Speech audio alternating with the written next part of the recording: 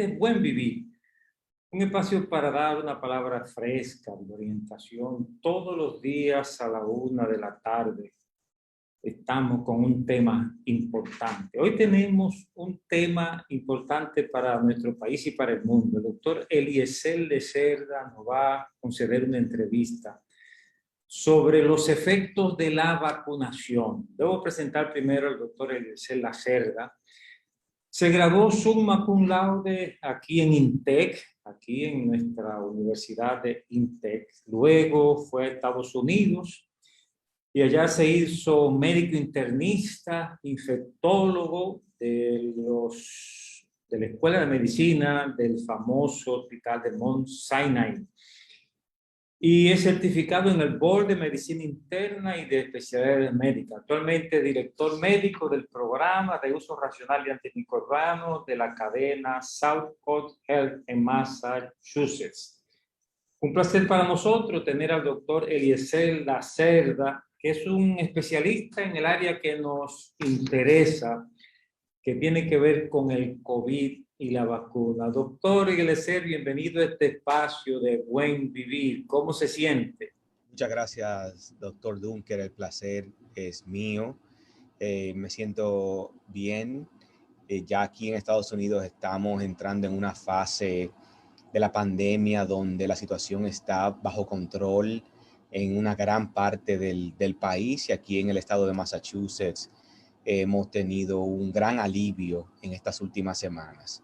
Así que por esa parte muy esperanzado y muy contento, y esperando que podamos aclarar esas dudas, esas preguntas que tiene la gente sobre la vacunación, y últimamente pues que la gente se sienta motivada a vacunarse para que también nuestro país vaya saliendo de esta pandemia y de esta crisis. Muchas gracias una vez más por la invitación. Doctor Lacerda, mire, una pregunta que alguna gente se hace es, ¿cómo se fabricó tan rápido esta vacuna? Porque se entendía que era un proceso que tenía que durar años, y entonces de repente aparece ya una vacuna. ¿Qué explicación tiene usted para eso? Mire, esa es una pregunta recurrente, creo que en todos los ámbitos. Uno lo ve frecuentemente en las redes sociales y se me pregunta frecuentemente cuando me toca interactuar con el público, con la gente.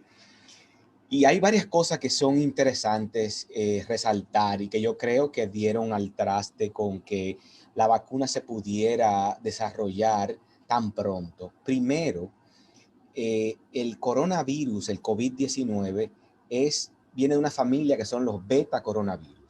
Y no vamos a entrar mucho en los detalles técnicos. Lo que quiero resaltar es que no es el primero de esa clase de virus que habíamos visto. Si se acuerda, hubo una primera epidemia del SARS a principios de los 2000, y el SARS, 2003, exacto. El SARS el COVID-19 es el SARS coronavirus 2. O sea que está íntimamente relacionado a ese SARS virus número 1. O sea que ya habíamos aprendido de ahí cuál es el mecanismo que utiliza el virus para invadir la célula del cuerpo, cuál era la parte crítica que utilizaba el virus, y es la proteína espiculada, la proteína S. Y también tuvimos luego el virus del Medio Oeste, el MERS, que es otro de la misma familia.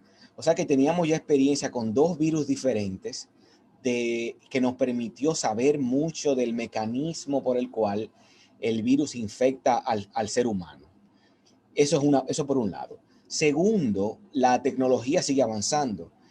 Pensar que en el 1900 o al principio, en el siglo pasado, íbamos a mandar una sonda no tripulada a Marte era una cuestión de una película de ciencia ficción. Y la ciencia ha seguido avanzando. Se había trabajado ya con la plataforma del RNA mensajero para otras vacunas y para el cáncer. Entonces ya se sabía cómo llevar al cuerpo una receta, un patrón de RNA mensajero para combatir una enfermedad, por un lado. Las otras plataformas también son plataformas que se han venido utilizando anteriormente, como la que usa la de AstraZeneca, que es a través de un virus que no afecta al ser humano para llevar esa parte de la proteína S. Se había utilizado anteriormente para la vacuna contra el virus del Zika, contra el virus del ébola. O sea que ya tenía experiencia con esa plataforma. Y la vacuna Sinovac, que es la que se está aplicando en República Dominicana, utiliza el método quizá más viejo en cuanto a hacer vacunas, que es usar el virus inactivo o el virus muerto. Te ponen todo el virus ya muerto y el cuerpo reacciona a eso. Ese es el segundo punto. Ya había experiencia de cómo hacer estas vacunas. La tecnología ha ido avanzando con el tiempo y ya podemos hacer esto más rápido. Tercero, tenemos que recordar que las vacunas las producen farmacéuticas que son un negocio privado.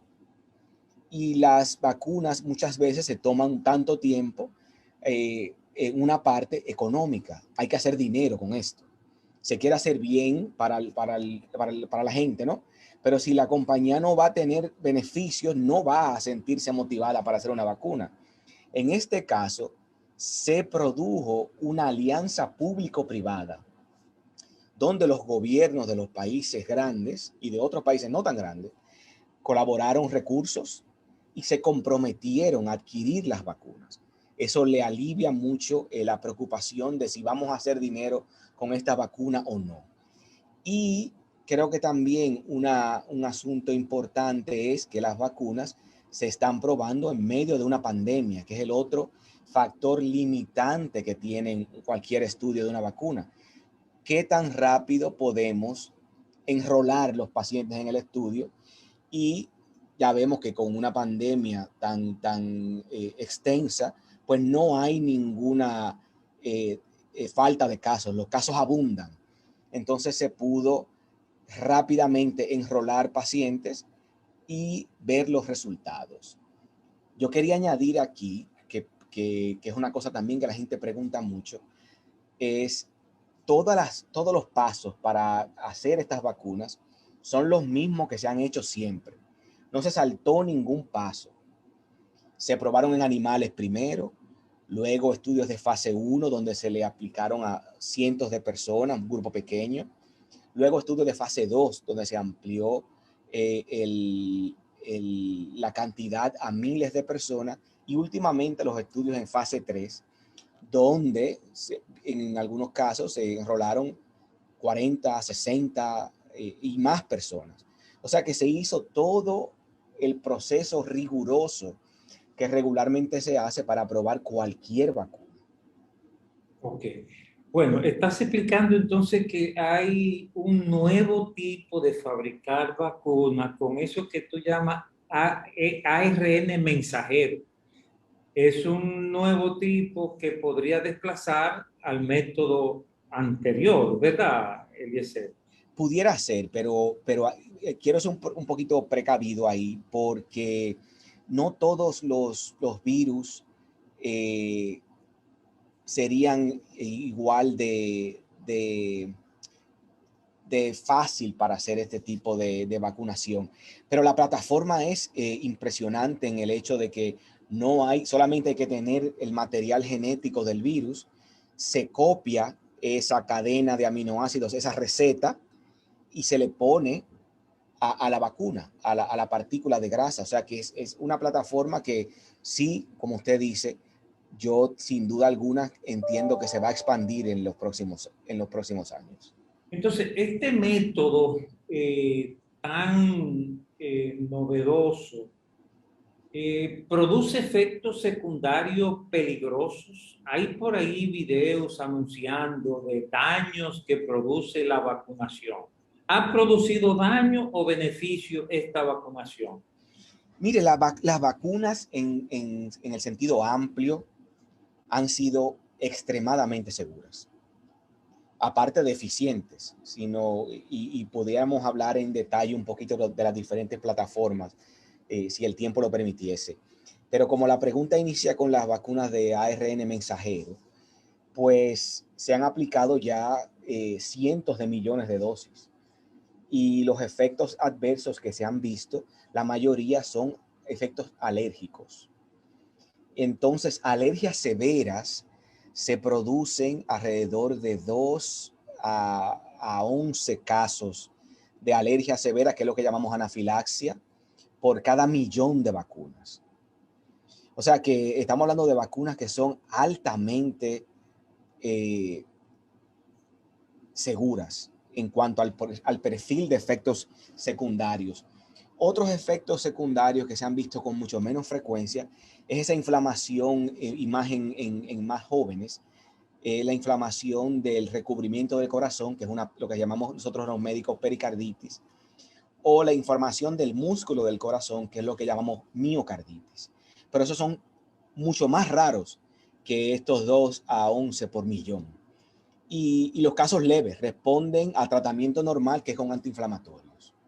O sea que en sentido general muy seguras. Y entonces el efecto positivo, o sea, ¿cuál es el cambio que se ha visto después de aplicar esta vacunación? En Estados Unidos, por ejemplo. Una reducción impresionante en el número de infecciones. Impresionante. De las hospitalizaciones. Para ponerle un ejemplo, South Coast, que es donde yo trabajo, tiene 3 hospitales. En combinación, 800 camas entre los 3 centros. En el pico de la pandemia, llegamos a tener hasta 250, 260 pacientes internos hospitalizados por COVID. Casi más de un cuarto de la ocupación era de COVID. Hoy, el reporte de hoy, hacemos un reporte diario de casos, tenemos 3 casos. Entre los 3 hospitales, 3 camas solamente. 3 camas solamente. 3. 1, 2 y 3. 3 casos nada más. Eso es impresionante. Impresionante. Eso es impresionante. O sea que la vacuna está funcionando en los Estados Unidos. Correcto. Y en todas las otras partes donde se ha aplicado. La misma experiencia se repite en Israel, por ejemplo, donde los casos bajaron estrepitosamente. Se levantaron todas las medidas de aislamiento. Y en todos los países donde la vacunación ha ido aumentando, los casos han ido bajando. Okay. Y la letalidad, la mortalidad por el COVID, ¿qué ha pasado en Estados Unidos? La mortalidad aquí en Estados Unidos se estabilizó y anda por el 2.5-3%.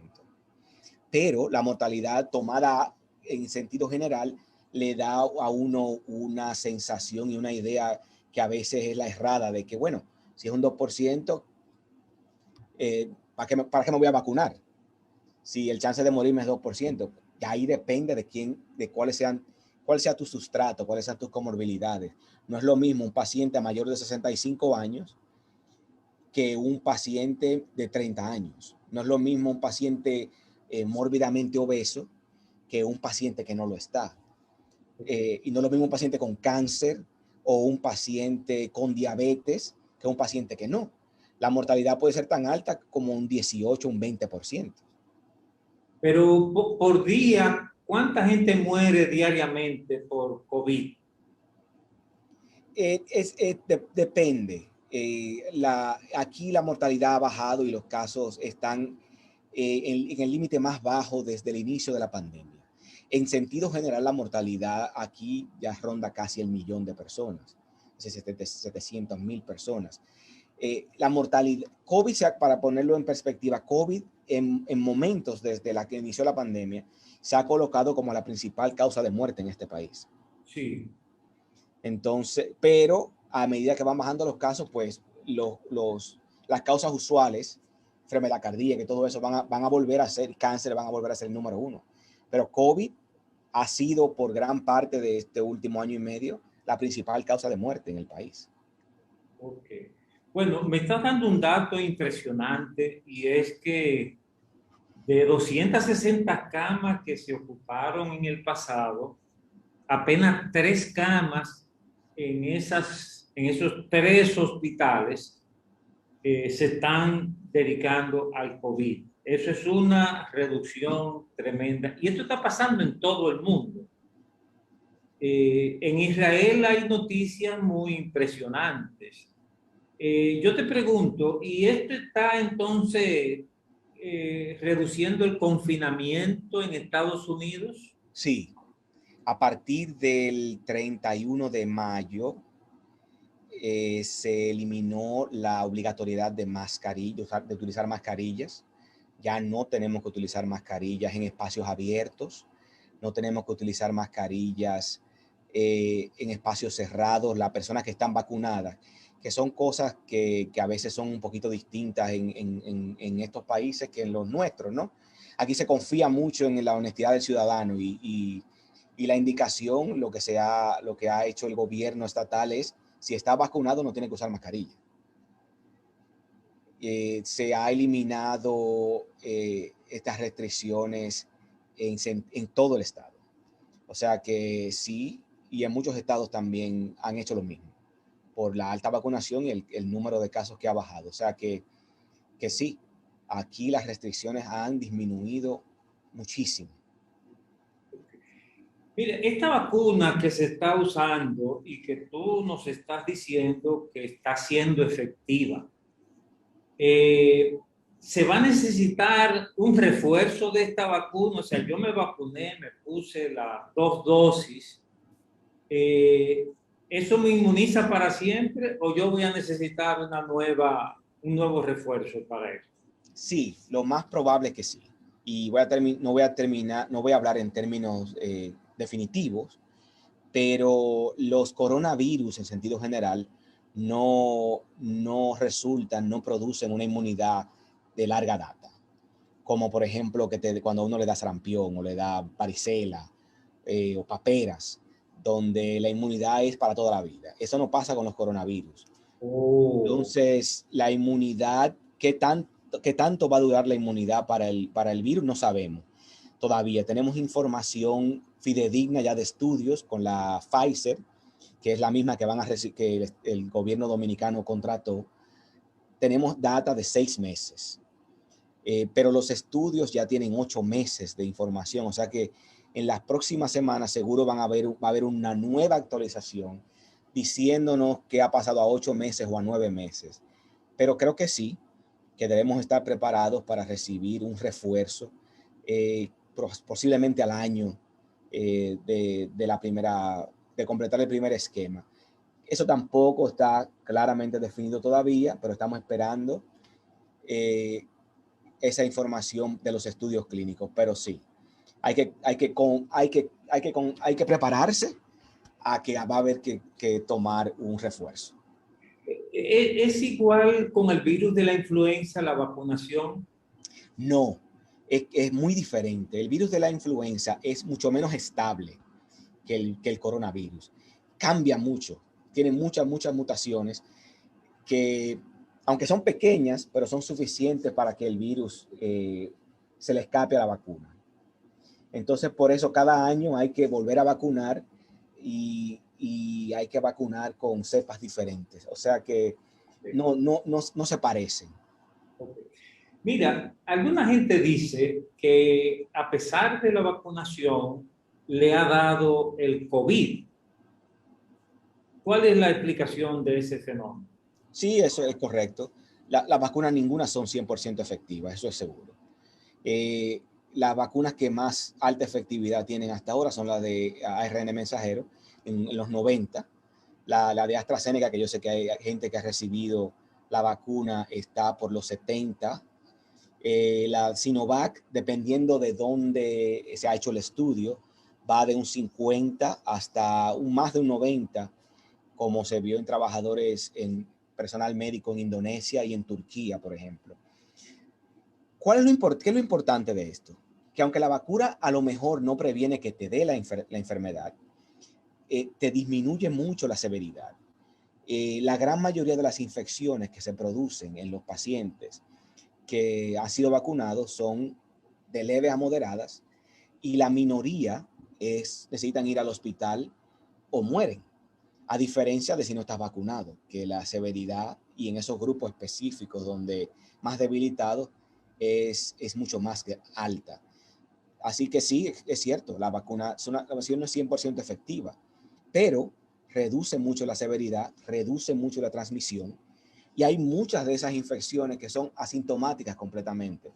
En el estudio más reciente que hizo el CDC aquí, de más de 10,000 casos reportados, estamos hablando de cientos de millones de gente que se ha vacunado ya, de los 10,000 casos que se han visto, un cuarto son asintomáticos. O sea que creo que el hecho de que te dé la infección no es óbice para no vacunarte. Te beneficia grandemente en términos de la severidad. O sea que sí te puede dar el virus, pero puede ser asintomático o un caso leve, rara vez letal. Correcto. La gran mayoría de las infecciones que se producen después de la vacuna, al menos con la de ARN mensajero, son leves o asintomáticas.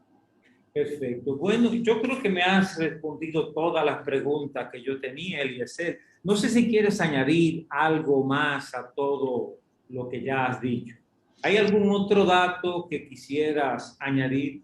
Sí, yo quería conversar un poquito del asunto de la vacunación y la efectividad, porque yo sé que mucha gente tiene desconfianza en la vacuna por la efectividad, y yo sé que la vacuna de Sinovac también le genera cierta aprensión a la gente. Eh, la vacuna ha probado ser efectiva, fue aprobada por la Organización Mundial de la Salud. Dependiendo los países donde se ha aprobado, es eficaz en prevenir la infección y la infección severa y la infección grave, perdón, y la muerte.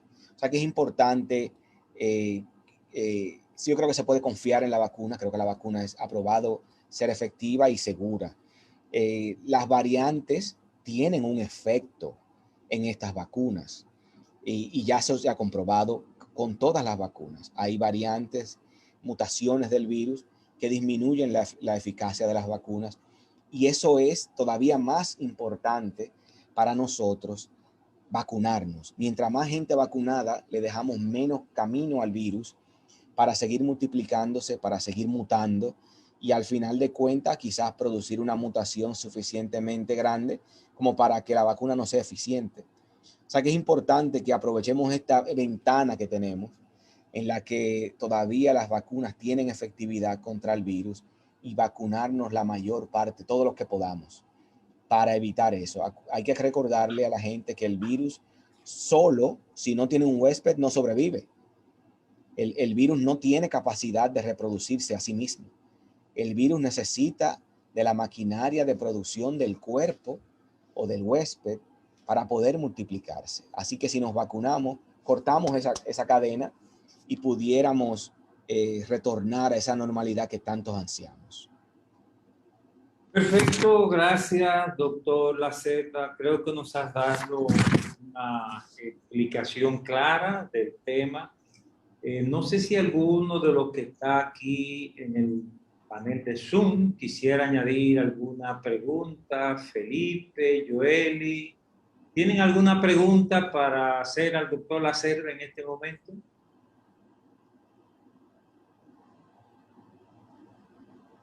Sí, puedes desmutearte.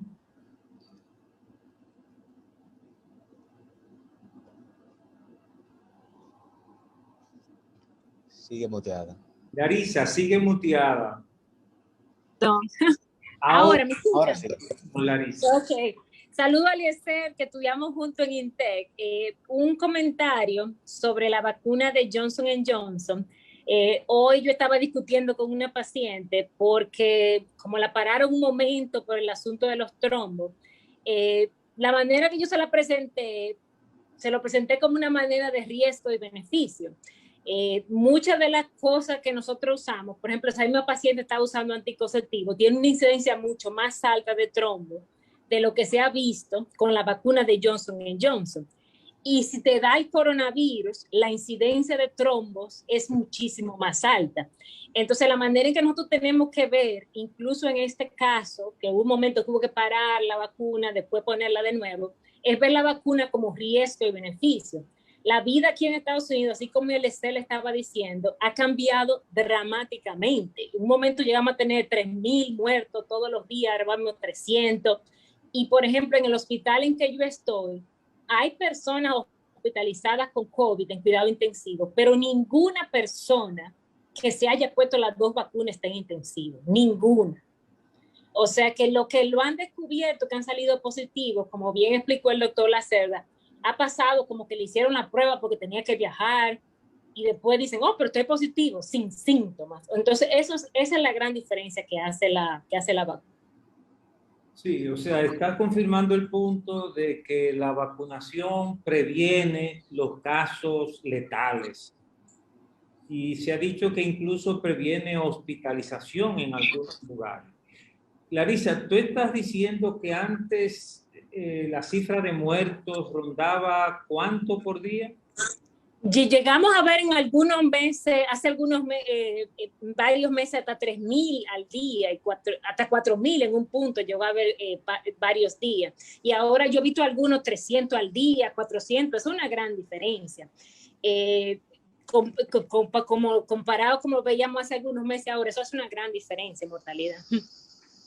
Sí, Eliezer, ¿quieres añadir algo al comentario de Larissa? No, creo que lo dijo de manera perfecta. Muchas de las decisiones que tomamos en medicina, y yo creo que en la vida en sentido general, es una evaluación riesgo-beneficio. Y algunas vacunas diferentes vacunas tienen diferentes riesgos, y en Estados Unidos hay para escoger, pero en otros lugares no lo hay. La forma de verlo es esa. ¿Cuál es el riesgo de vacunarme y tener algún efecto secundario, que en la mayoría son leves? ¿Y qué diferencia es que me dé el virus? Y aprovechando el comentario de Larissa, un comentario para los más jóvenes, que son un poquito, la juventud le da a uno un aire y una sensación de invencibilidad que a veces es difícil de vencer, ¿no?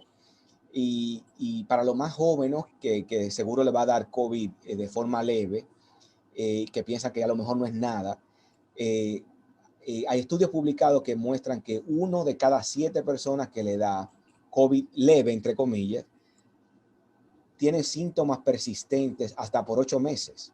Síntomas como pérdida del olfato, pérdida del gusto, dificultad para respirar cuando hacen actividades físicas, fatiga.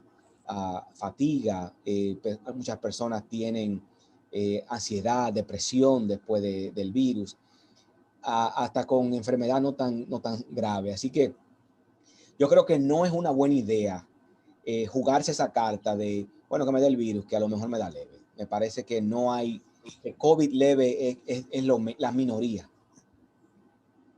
Gracias, doctor Lacerda, gracias Larissa. Nos han dado informaciones contundentes de que la vacunación en los Estados Unidos ha reducido drásticamente el ingreso. El doctor Lacerda nos dice que de 260 camas que se llegó a ocupar en algún momento, apenas 3 camas en esa red hospitalaria se están dedicando al COVID.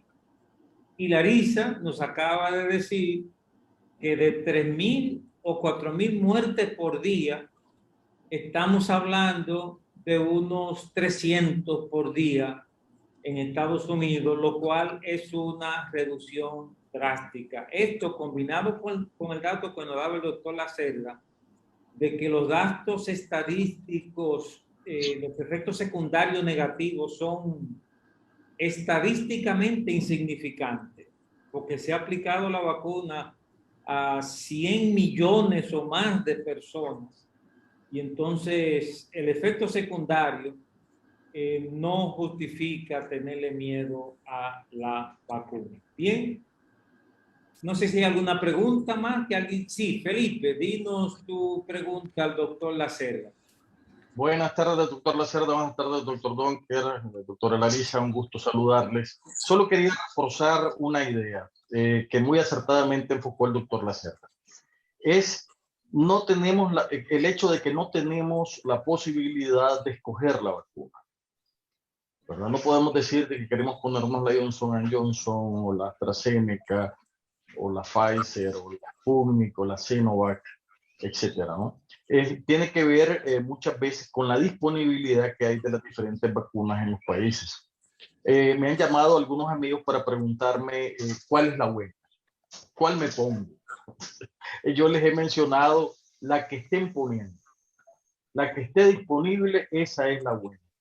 Porque en este momento de pandemia no existe la posibilidad de optar, por lo menos no en todos los países del mundo, entre una vacuna u otra. Y aunque los factores de protección aumentan o disminuyen con cada una de ellas, esa es la que hay. Y la que hay es la que hay que ponerse de acuerdo a la disponibilidad. En los países más desarrollados hay más opciones, pero en la mayoría de los países pues depende de las que los gobiernos están poniendo a disposición de la población. Entonces la respuesta ha sido, en mi caso, a las personas que me han hecho la consulta, es la que está disponible, la que están poniendo en su país, en su región, esa es la correcta. Gracias, doctor. Muy acertada su recomendación. La que hay es la buena. Sí, en realidad, doctor Lacerda, se ha dicho que todas prácticamente previenen efectos letales, hospitalización y hasta muertes, aunque no todas previenen el contagio en la misma proporción, pero sí todas previenen los efectos letales. ¿Correcto eso? Eso es correcto. Eso es correcto. Correcto. O sea que a vacunarnos entonces, como dice Felipe, con la vacuna que esté disponible. Señores, ha sido un tremendo programa que hemos tenido para ustedes con el doctor Eliezer Lacerda, médico, summa cum laude de INTEC y director médico de la South Coast Health de Massachusetts. Bien, mañana estaremos con ustedes en otro programa de Buen Vivir y mañana tendremos un tema importante que a algunos les va a gustar mucho, que es el tema de la seguridad social. Vamos a ver el tema de la seguridad social y precisamente Felipe Molina, que hizo el comentario, es el experto que hemos invitado para hablarnos de esto. Gracias, doctor Lacerda. Gracias a todas las personas que estuvieron presentes. Y hasta mañana, si Dios quiere. Dios le bendiga.